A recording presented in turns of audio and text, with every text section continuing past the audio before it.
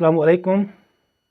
आज का जो मेरा टॉपिक रहेगा वो रहेगा पार्ट्स ऑफ स्पीच, और ये मेरा पहला लेक्चर भी रहेगा जेके एसएसबी वालों के लिए, जो भी एस्पिरेंट है who want to take part in exam which will be conducted by the JK SSB. तो उनके लिए जो मेरा पहला टॉपिक रहेगा वो रहेगा पार्ट्स ऑफ स्पीच, क्योंकि parts of speech is the base of grammar. Grammar हमें सिखाता है where to use the words and when to use the words, and parts of speech हमें बताता है what is the word, what is the meaning of that word which we have to use in the sentence। अगर हम कितना भी grammar पढ़े और हमारा कॉन्सेप्ट क्लियर ना हो रिगार्डिंग पार्ट्स ऑफ स्पीच, कभी नहीं समझोगे, because grammar means usage of the words we have in English, their usage. Grammar teaches us their usage in the sentence properly and correctly, but what are these words? It is parts of speech which tells us so। इसलिए जो मेरा पहला topic रहेगा जेके SSB वालों के लिए वो रहेगा पार्ट्स ऑफ स्पीच। और एक बात मैं क्लियर करते जाऊँ, यहाँ पे मैं जो भी पढ़ाऊँगा इन डेप्थ में पढ़ाऊँगा, क्योंकि जो भी एग्ज़ाम आजकल आप जानते होंगे, जो आज पेपर्स में सवाल पूछे जाते हैं वो बहुत ही डेप्थ में पूछे जाते हैं, और हर बंदे के पास डेप्थ में नॉलेज होनी मतलूब है, ज़रूरी है। और एक पोस्ट के लिए 10,000 फॉर्म्स रिसीव होते हैं। इसका मतलब है एक पोस्ट के लिए जो कंपैरिजन है दैट इज़ बिटवीन 10,000 एस्पिरेंट्स। तो जिसकी नॉलेज ज़्यादा डेप्थ में होगी वही करेक्टली पेपर को अटेम्प्ट कर सकता है। वरना ये देखने को मिलता है कि एग्ज़ाम में हम कहते हैं कि हमने ये भी किया वो भी किया, लेकिन जब हम घर आते हैं तो वहाँ ये भी ज़ीरो, वहाँ भी ज़ीरो और ये भी ज़ीरो। चलो let us start. Hope you will cooperate and watch very enthusiastically, शौक से। जो मेरा आज का टॉपिक रहेगा वो रहेगा पार्ट्स ऑफ स्पीच। जो भी एग्ज़ाम है, parts of speech is so important, very important and too important. इसके बगैर ग्रामर है ही नहीं। पहले समझते हैं पार्ट्स ऑफ स्पीच है क्या। देखो, स्पीच का मतलब क्या है। सबसे पहले हमें समझना है what is the meaning of speech. Speech का मतलब है anything we say that is speech, anything we write that is speech, anything we read that is speech. हम जो भी बोले दैट इज स्पीच, हम जो भी लिखे दैट इज स्पीच, हम जो भी पढ़े दैट इज। फॉर एग्जाम्पल, मैंने यहां लिखा Rahi lives in Lahore who plays cricket for enjoyment.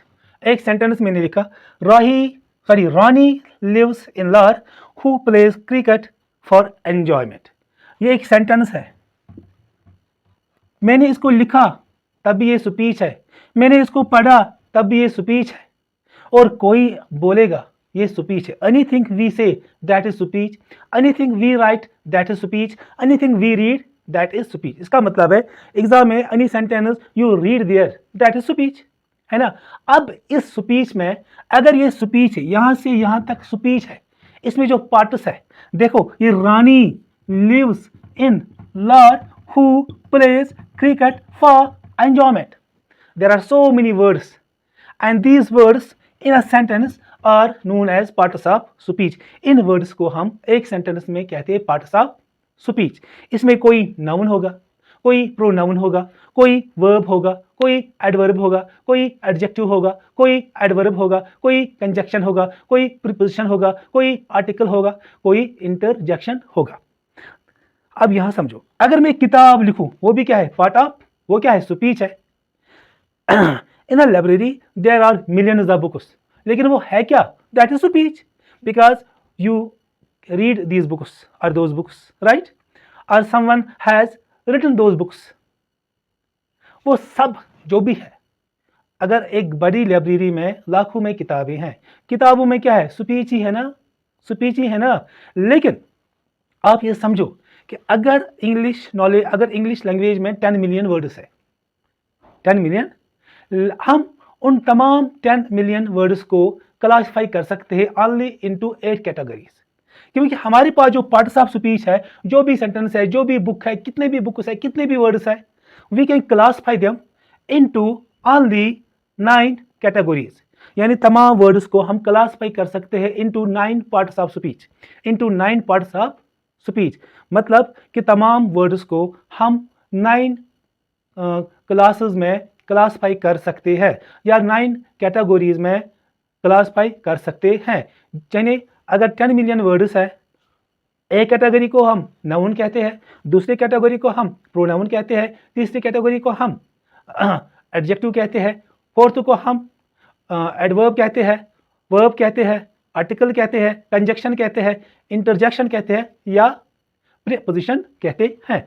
और यही जो मैं इस वक्त आपको बोल रहा हूँ ना, इसी के बारे में हमें आज पढ़ना है, ताकि आराम से जो आने वाला हमारा एग्ज़ाम है या हमारी क्लास आने वाले हैं वो हम आराम से समझ सकते हैं। एक बात मैं आपसे करना चाहता हूँ कि parts of speech is known as the knot of the rope, the knot of the rope, the knot of the rope. जैसे कभी कभी जब हम घर में आटा लाते हैं ना, वो एक बैग में पैकेट होता है, तो हमें उसको पहले खोलना पड़ता है। नॉर्मली हम क्या वो बैग स्टिचड होता है और उस स्टिच का हम क्या करते हैं, नॉट को, वो जो उसमें वो नॉट होता है उसका नॉट हम ढूंढने की कोशिश, जो ही हमको वो नॉट मिलता है हम आराम से उस बैग को खोल पाते हैं। इसी तरह parts of speech are known the knot of English grammar, the knot of English. जिसको पार्ट्स ऑफ स्पीच समझ में आया, समझो उसको पूरा ग्रामर समझ में आया। फिर वो कोई भी एग्ज़ाम जिस पेपर में भी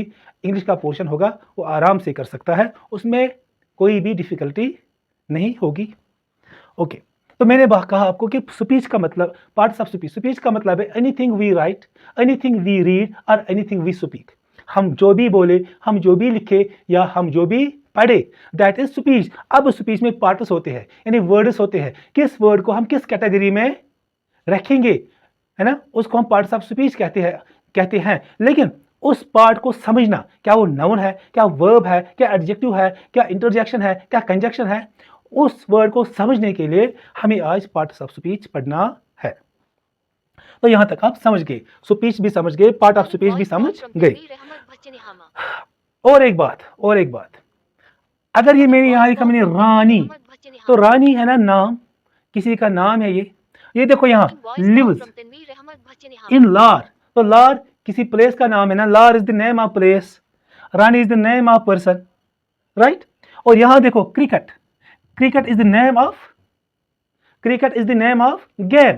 तो अगर मैं यहां ही बोलो इसमें कितने नाउन है, ये भी नाउन है और ये भी नाउन है, ये देखो लार भी नाउन है और ये एंजॉयमेंट भी, खुशी, ये भी नाउन है। तो इसमें 4, in this sentence 4 words are those which we can keep in the category of noun. हम उन वर्ड्स को नाउन के कैटेगरी में रख सकते हैं। इस तरह आप समझ गए। इसी तरह ये लिव्स है क्या, ये इन है क्या, ये हु है क्या, ये प्लेस है क्या, ये फार है क्या, इन तमाम वर्ड्स के बारे में हमें तब जानकारी होगी जब हमारे पास क्लियर कंसेप्ट हो रिगार्डिंग पार्ट्स ऑफ स्पीच।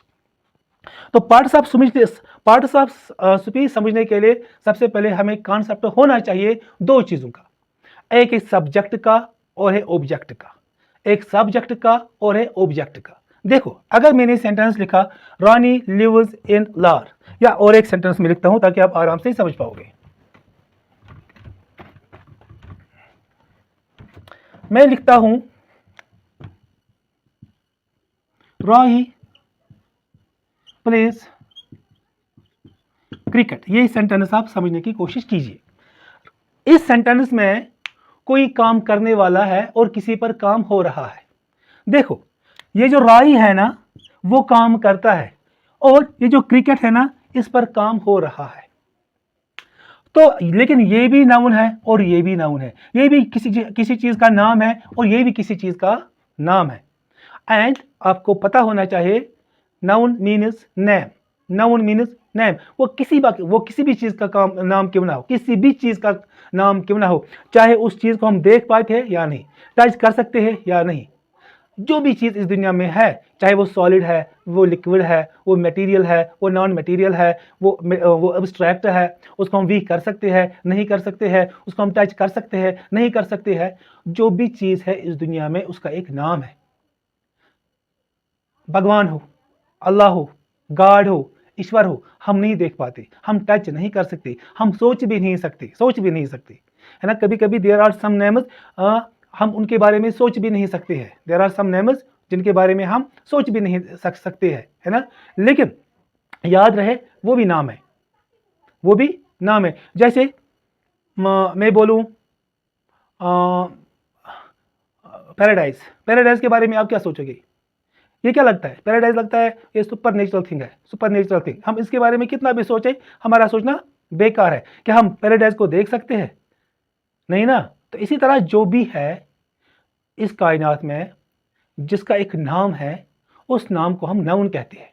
अब ये जो नाम है ना, किसी का नाम हो, किसी चीज का नाम हो, ये दो तरह इस्तेमाल हो सकता है। ये एज सब्जेक्ट भी इस्तेमाल हो सकता है, एज ऑब्जेक्ट भी इस्तेमाल हो सकता है। सब्जेक्ट का इस्तेमाल होता है किसी चीज का when that thing works, when that noun works, when that name works. और ऑब्जेक्ट का मतलब होता है व्हेन दैट नाउन और दैट थिंग और दैट पर्सन और that place receives the action. जब कोई नाउन, कोई भी नाम एक्शन करता है तो हम कहते हैं कि वो नाउन सब्जेक्ट इस्तेमाल हुआ है। लेकिन अगर वो नाउन एक्शन को रिसीव करता है तो हम कहते हैं कि उस नाउन को हमने ऑब्जेक्ट इस्तेमाल किया। और एक सेंटेंस में यहां आपको एग्जांपल के तौर पर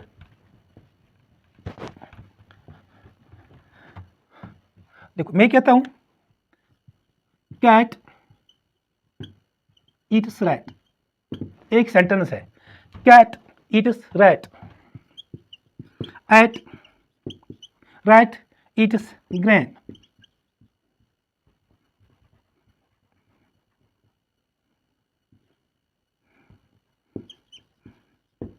मैंने क्या लिखा? मैंने लिखा कैट ईट्स रैट। यहां देखो, ये जो कैट है ये नाउन है, ये जो रैट है ये भी नाउन है, लेकिन काम किसने किया? काम किया कैट ने। किस पर काम किया? रैट पर। तो ये भी नाउन एज ऑब्जेक्टिव और ये भी नाउन एज सब्जेक्टिव। पढ़ना है पार्ट्स ऑफ स्पीच, लेकिन पहले इस बात को हमें समझना है। अब देखो यहां रैट ईट्स एग, रैट ये भी नाउन है और एग ये भी नाउन है, लेकिन ये रैट काम करता है किस पर? एग पर। तो ये क्या है? नाउन एज ऑब्जेक्टिव और ये क्या है? Noun as subject. आप ये भी समझ गए। लेकिन ये कॉन्सेप्ट भी कभी कभी एग्जाम में आता है कि पूछा जाता है कि एक सेंटेंस में सब्जेक्ट क्या है, और वो सेंटेंस भी ऐसा पूछते हैं कि एक इंसान कंफ्यूज हो जाता है। जैसे एग्जाम्पल बहुत जरूरी है। देखो, थ्योरी पढ़ना उतना जरूरी नहीं, एग्जाम्पल पढ़ना बहुत। मैं यहां लिखता हूं राही प्लीज पीपल इजीली। दूसरा है राही इज इजी टू प्लीज। ये दो सेंटेंस एग्जाम में आई थी। देखो, मैं फिर से आपको ये रिमाइंड करना चाहता हूं कि मैं पार्ट्स ऑफ स्पीच मुझे पढ़ाना है, लेकिन पार्ट्स ऑफ स्पीच पढ़ने से पहले हमें सब्जेक्ट का और ऑब्जेक्ट का कॉन्सेप्ट जरूरी है। देखो, राही प्लीजेस पीपल इजीली, यहां राही क्या करता है? लोगों को खुश करता है। तो ये जो राही है ना, ये भी नाउन है, और पीपल है ये भी नाउन है, क्योंकि people is also name like Rahi. ये आप समझ गए। ये देखो, यहां Rahi is easy to please, और यहां जो राही है वो भी नाउन है। लेकिन आप समझने की कोशिश कीजिए यहां के राही प्लीजेस पीपल, राही काम करता है लोगों पर। तो ये जो लोग हैं दे आर ऑब्जेक्ट, और ये जो राही है ये है सब्जेक्ट। तो Rahi works here in this sentence as subjective, and here in this sentence people are used as object, right. अब देखो दूसरा sentence, Rahi is easy to please, Rahi को खुश करना आसान है। This sentence begins with noun, but this Rahi has been used as object. Why? Because it is easy to please Rahi. यहां राही पर एक्शन हो रहा है, यहां राही पर एक्शन हो रहा है, यहां राही एक्शन कर रहा है लोगों पर। लेकिन इस दूसरे सेंटेंस में तो ये सवाल पूछा जाएगा विच वर्ड इज ऑब्जेक्ट और सब्जेक्ट इन गिवन सेंटेंस। तो यहां देखो ये राही है ना, लोग अक्सर, अगर यहां और एक नाम होगा तो अक्सर लोग कहते हैं ये सब्जेक्ट है, but this is not subject, it has been used as object. इसी तरह बहुत सारे सेंटेंस एग्जामिनेशन में पूछे जाते हैं। तो यहां पर आपका ये कॉन्सेप्ट क्लियर हुआ कि सब्जेक्ट और ऑब्जेक्ट में क्या फर्क है। तो अब हमें पार्ट्स ऑफ स्पीच अपने मेन टॉपिक पर आना होगा।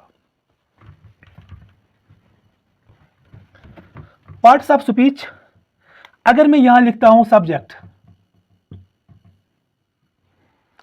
क्योंकि मैंने आपको कहा पार्ट्स ऑफ स्पीच का मतलब क्या है। स्पीच का मतलब है anything we write, anything we say, anything we read, और उसमें जो पार्ट्स है ना, so they are known as parts of speech. अब जो भी सेंटेंस है ना, दैट इज अबाउट सब्जेक्ट। याद रहे, जो भी सेंटेंस है, जो भी हम पढ़ते हैं, जो भी हम बोलते हैं, उसमें एक सब्जेक्ट किसी भी हाल में होता है। तो मैंने यहां गोल में एक सर्कल में सब्जेक्ट लिखा। क्या लिखा? और बाकी, और ये सब्जेक्ट क्या हो सकता है? सिर्फ नाउन हो सकता है। Subject is always noun, subject is, और बाकी जो भी वर्ड्स हम एक सेंटेंस में इस्तेमाल करते हैं, that go around the subject, that go around the. मैंने इसलिए आपको सब्जेक्ट यहां पहले समझाया, क्योंकि सब्जेक्ट जब तक हमें समझ में नहीं आएगा, हम पार्ट्स ऑफ स्पीच को समझने वाले नहीं है। क्योंकि स्पीच का मतलब है एनी सेंटेंस। अगर एक सेंटेंस में जितने भी पार्ट्स है, लेकिन उसका जो मैन पार्ट होता है वो होता है सब्जेक्ट, यानी वो होता है वो वर्ड जो सब्जेक्ट कहलाता है, जो सब्जेक्ट। क्योंकि सब्जेक्ट इज द कैरेक्टर। कोई फिल्म है, उसमें एक्टर जो मैन कैरेक्टर है ना, वही ज्यादा मीनिंग रखता है। कोई बुक है, कोई नॉवल है, कोई ड्रामा आप पढ़ लीजिए, कोई आप देख लीजिए, वॉच कर लीजिए, उसमें जो एक्टर होगा ना, मैन एक्टर होगा, उसी के रिगार्डिंग सब कुछ होगा। इसी तरह एक सेंटेंस में जो सब्जेक्ट होता है, उसी के बारे में सब कुछ होता है। इसका मतलब है एक सेंटेंस में जितने भी वर्ड्स हम इस्तेमाल करते हैं, that all go around the subject. तो सब्जेक्ट मैंने यहाँ गोल में लिखा। अब देखेंगे ये सब्जेक्ट क्या हो सकता है, ये नाउन हो सकता है। इसका इस सब्जेक्ट का एक नाम होगा ना, राही है ना, राकेश, राहिल, एहरान, एहराज, मुश्ताक, अली, फातिमा, इसका एक नाम होगा। Rat, cat, dog, bear, lion, इसका एक नाम होगा ना नाम। तो उस नाम को हम नाउन कहते हैं। So noun is the first part of speech. Noun is the first part of, जितने भी बुक्स है उनमें कितने नाउन इस्तेमाल हुए हैं, उन तमाम नामों को हम नाउन कहते हैं। उन नाउन को हम, फिर हमें आगे क्या पढ़ना है, noun as subject, noun as object, noun as possessive. वो तो ग्रामर की बात है, वो तो बाकी जो आपके क्लासेस आ रहे हैं उनमें होगा। लेकिन पहले समझो, ये सब्जेक्ट है जो हमारा स्पीच है। हमारे स्पीच में क्या होगा, एक सब्जेक्ट होगा जिसके बारे में बात होगी, है ना। उस सब्जेक्ट का एक नाम होगा, एक नाम होगा, उस नाम को हम नाउन कहते हैं, उस नाम को हम नाउन कहते हैं, उस नाम को हम नाउन कहते हैं। So noun is the name of the subject और object. Noun is the name of subject and object. क्योंकि मैं आपको टेक्निकली पढ़ाना चाहता हूं, टेक्निकली। अब हम बार बार नाउन को इस्तेमाल नहीं करते। अगर हम एक सेंटेंस में देख नाउन को बार बार इस्तेमाल करेंगे, जो हमारा स्पीच होगा वो ऑकवर्ड और आर्ड होगा। जैसे अभी मैंने एक सेंटेंस लिखा था, राही who lives in लाहौर, ये सेंटेंस है। अगर मैं फिर से लिखता हूं, राही टेक्स एप्पल जूस, उसके बाद Rahi speaks English. These are three speeches are three sentences. Rahi who lives in Lahore, Rahi takes apple juice, Rahi speaks English. ये देखो, यहां राही इस्तेमाल हुआ तो हुआ, यहां हम रिप्लेस नहीं कर सकते, और यहां भी राही राही। और इस तरह अगर हम एक स्पीच करेंगे, Rahi who lives in Lahore, Rahi takes apple juice, Rahi speaks English, तो हमारा जो स्पीच होगा ना, that will be awkward and odd. उसमें वो लज्जत और टेस्ट नहीं होगा, है ना। तो हम क्या करते हैं, हम इस राही को रिप्लेस करते हैं किसी और वर्ड से। जैसे हम लिखते हैं यहाँ ही को, और यहाँ भी हम लिखते हैं ही। जैसे Rahi who lives in Lahore, he takes apple juice and he speaks English. तो हमने इस नाउन के बदले प्रोनाउन का इस्तेमाल किया। तो जब हम नाउन के बदले किसी और वर्ड को इस्तेमाल करते हैं, उस दूसरे वर्ड को हम प्रोनाउन कहते हैं। जैसे Rahi who lives in Lahore, राही तो नाउन है, ये हु कौन है, हु भी राही है ना। तो who stands for this name, who stands for this name, so we can say who is also pronoun। तो दूसरा पार्ट ऑफ स्पीच होगा ना, अगर ये नाउन है और ये प्रोनाउन है, वो है प्रोनाउन। तो यहाँ से आपको पता चला कि एक सब्जेक्ट का एक नाम होगा, उस नाम को हम नाउन कहते हैं। उस नाम के बदले अगर कभी हम किसी और वर्ड को इस्तेमाल करें, उस वर्ड को प्रोनाउन कहते हैं। आपके एग्जाम में है प्रोनाउन, वो फिर हमें अलग 1-2 लेक्चर्स में उसको पढ़ना है। जैसे हमारे पास है pronoun as subject, pronoun as object, हमारे पास है रिलेटिव प्रोनाउन, हमारे पास है डिमॉन्स्ट्रेटिव प्रोनाउन, हमारे पास है रिफ्लेक्टिव प्रोनाउन, हमारे पास है रिफ्लेक्सिव प्रोनाउन, बहुत सारे काइंड्स।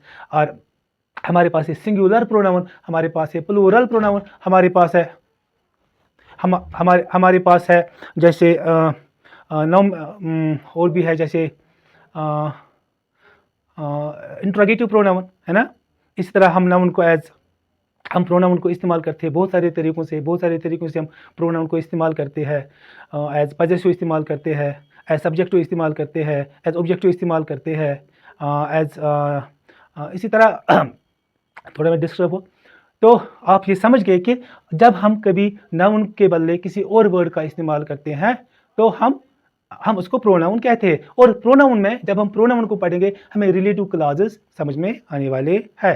तो पार्ट्स ऑफ स्पीच ही पढ़ना है तो पूरा आपका सिलेबस है वो कंप्लीट होने वाला है। अब तीसरा, ये जो सब्जेक्ट है ये क्या करता है, वो हमें बोलता है वर्ब हमें बोलता है that what is the work of this subject. ये सब्जेक्ट जो है इसका काम क्या है। हाँ, जैसे मैंने अभी कहा, राही हु लिव्स, उसका काम क्या है, लिव्स, वो रहता है ना। राही प्लेज, काम क्या है उसका, वो खेलता है। राही सिंग्स, उसका काम क्या है, सिंग करना, वो है ही सिंग का मतलब क्या है, वो गाता है। तो एक सब्जेक्ट करता क्या है ना। वो वर्ड हमें ये बोलता है, जो वर्ड हमें ये बोलता है कि ये सब्जेक्ट करता क्या है, उस वर्ड को हम वर्ब कहते हैं। स्पीच में एक सब्जेक्ट होगा, उसका एक नाम होगा, उस नाम को हम नाउन कहते हैं। एक बात उस नाम के बदले हम किसी और वर्ड का इस्तेमाल कभी कभी करते हैं, उस वर्ड को हम प्रोनाउन कहते हैं। और वर्ब का मतलब है ये सब्जेक्ट आखिर करता क्या है। He plays, he sings, he eats, he कुक्स, he drives, he teaches, he rights, he reads. बात समझिए ना। अब और एक वर्ड है उसको हम कहते हैं adverb.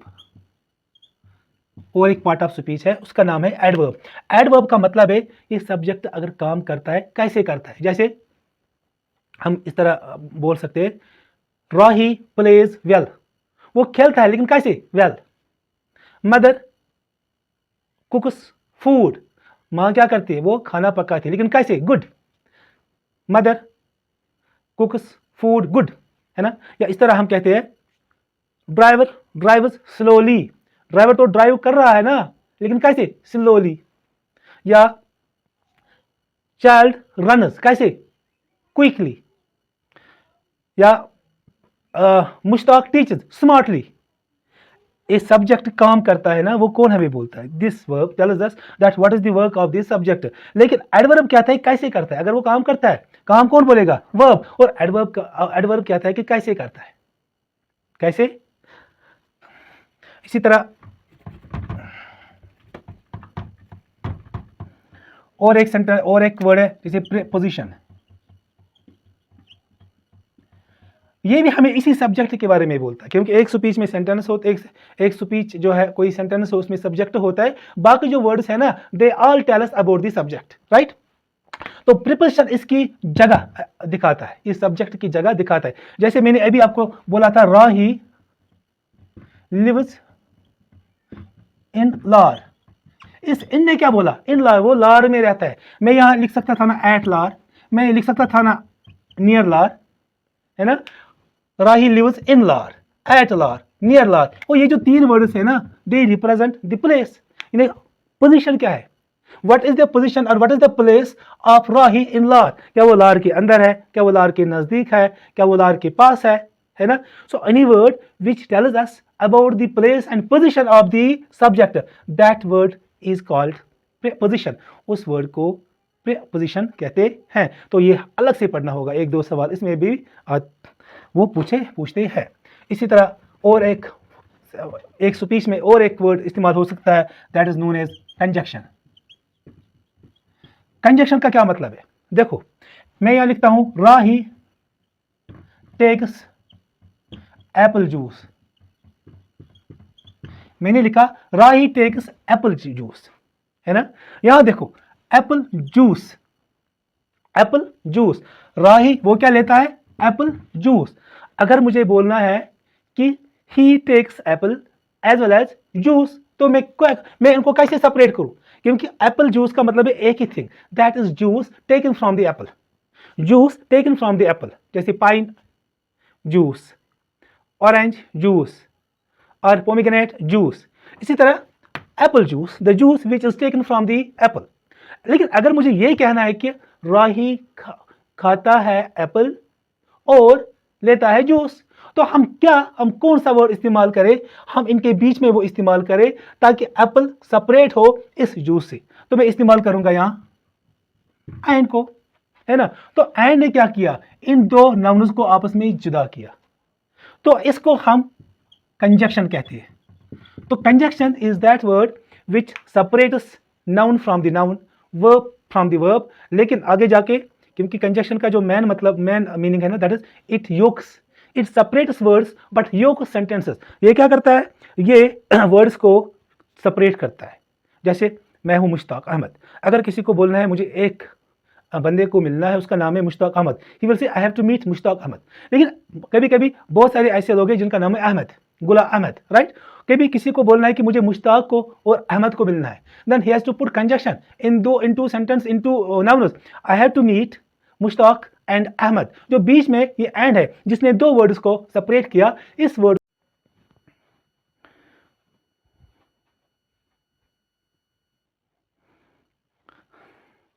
there is among, there is between, there is and, there is but, and so on, so many words which are known as the conjunctions.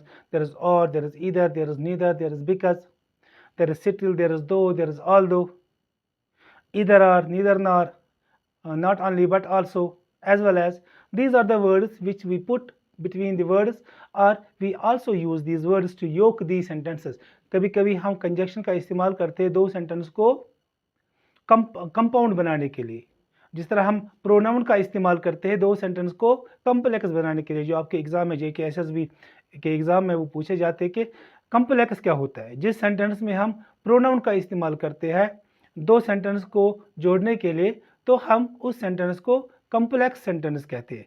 Complex sentence समझने से पहले हमें पहले कॉम्प्लेक्स वर्ड समझना होगा। कॉम्प्लेक्स वर्ड हमारे समझ में आया तो कॉम्प्लेक्स वर्ड सेंटेंस को समझना बहुत आसान है।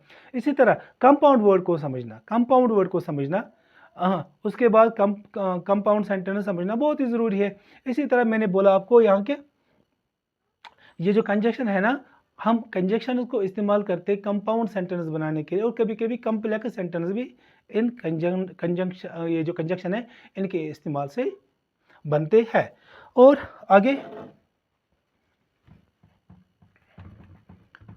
और एक हमारे एक स्पीच में और एक वर्ड हो सकता है जिसको हम आर्टिकल कहते हैं, है ना। In English there are three little words and in English there are three little words and in English there are three little words and they are known as the articles.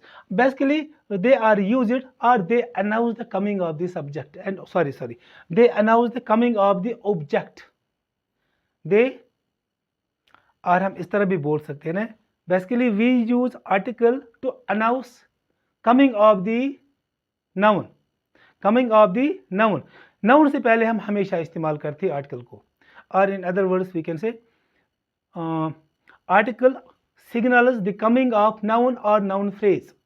एक sentence में जो noun इस्तेमाल हुआ होगा पहले noun के बाद, या नाउन फ्रेज इस्तेमाल हुआ होगा, उससे पहले हम इस्तेमाल करते हैं article. And we have only three articles, आपके सिलेबस में भी है, एंड दे आर एंड एक सिलेबस में बना रहा हो ना, जो पार्ट्स ऑफ स्पीच समझेगा, मुझे लगता है उसको और समझने की ज़रूरत ही नहीं है। हम विस्तार से सब कुछ पढ़ने वाले हैं, बस आप कोऑपरेट कीजिएगा। तो article is that word which is used to signal the coming of the noun. Noun से पहले या नाउन फ्रेज से पहले हम इस्तेमाल जिस वर्ड को करते, जैसे he is a boy, boy क्या है, नाउन है, पहले हमने क्या इस्तेमाल किया, ए। या हम नाउन फ्रेज का भी कभी कभी हम नाउन फ्रेज से पहले भी आर्टिकल इस्तेमाल करते हैं। और कोई सोचता है कि पहले अगर सर ने बोला कि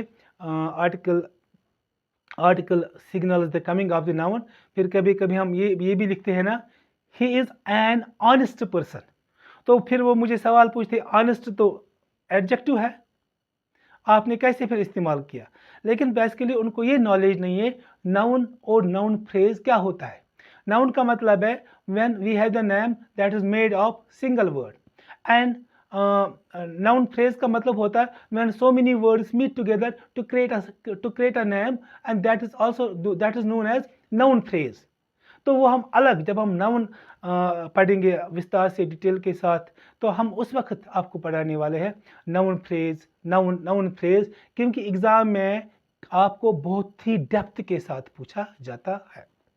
अब और एक है हमारे पास, हुआ है 1 2 3 4 5 6 7 8, लास्ट है कंजक्शन। इसी के साथ आपका क्लास भी अब मुख्तसर होगा। तो कंजक्शन का मतलब होता है कि हमारे स्पीच में कोई वर्ड ऐसा होगा ना जो हमें बोलेगा इस सब्जेक्ट के मूड के बारे में। जैसे मैं बोलता हूं अलास राही मेट एक्सीडेंट, तो अलास ने कुछ नहीं बोला, लेकिन हम समझ गए अलास वर्ड का इस्तेमाल है the mood off the subject is so sad, है ना, यानी वो word which tells us about the happiness, about the surprise, or about something wonderful in the speech, those words are known as the conjunction, like alas, oh, surprise, hurrah, है ना। any word which tells about the mood of the subject, which are meaningless, but there is some meaning which we feel like oh, ah, alas, wah wah, है ना। these are some words which have no meaning but we feel the meaning of these words, and these words are known as conjunction। तो इस तरह आपने parts of speech पढ़ा है। तो जब हम आगे जाएंगे यही हमें पढ़ना है, नाउन पढ़ना है डिटेल के साथ, फिर प्रोनाउन पढ़ना है डिटेल के साथ। प्रोनाउन में आप समझने वाले हैं कम्प्लेक्स वर्ड क्या होता है, कंपाउंड वर्ड क्या होता है, रिलेटिव क्लोज क्या होता है, सिंपल सेंटेंस क्या होता है। इसी तरह जब हम वर्ब पढ़ेंगे इसमें टेंसेस हम पढ़ने वाले हैं। एक क्या है इसका मतलब, प्राइमरी ऑक्सिलरी वर्ब्स हम पढ़ने वाले हैं, मॉडल्स पढ़ने वाले हैं, पेशूज पढ़ने वाले हैं, डिफरेंट काइंड्स ऑफ सेंटेंसेस पढ़ने वाले हैं। एडवर्ब में तो ये भी बहुत ही आसान है लेकिन पढ़ना है। प्रीपोजिशन तो आपको पढ़ना ही पढ़ना, 1-2 क्लास इसमें भी लगाना है। और कंजक्शन तो 4-5 क्लास में कंप्लीट हो जाएगा, क्योंकि कंजक्शन में आ जाएगा आपका कंपाउंड सेंटेंसेस, आपका कम्प्लेक्स सेंटेंस, आपका सिंपल सेंटेंसेस, और हमारे पास बहुत सारे कंजक्शन है उनको विस्तार से पढ़ना है। और आर्टिकल्स भी 1-2 क्लासेस में कंप्लीट होगा। इसमें हमें इंडेफिनिट आर्टिकल, डेफिनेट आर्टिकल, फिर उनका बाकी डिटेल्स भी पढ़ना है, और इसी के साथ हमें कंजक्शंस को पढ़ना है, तो बहुत ज़रूरी है। तो इसी तरह आपका जो सिलेबस होगा वो तकरीबन 2 महीने में या 1-1.5 महीने में कंप्लीट होने वाला है। बस आपको क्या करना है, हर एक वीडियो को बार बार देखना है ताकि आपका कॉन्सेप्ट क्लियर हो। अगर आप जितना भी पढ़े लेकिन आपका कॉन्सेप्ट क्लियर ना हो, बहुत ही मुश्किल है आगे जाना।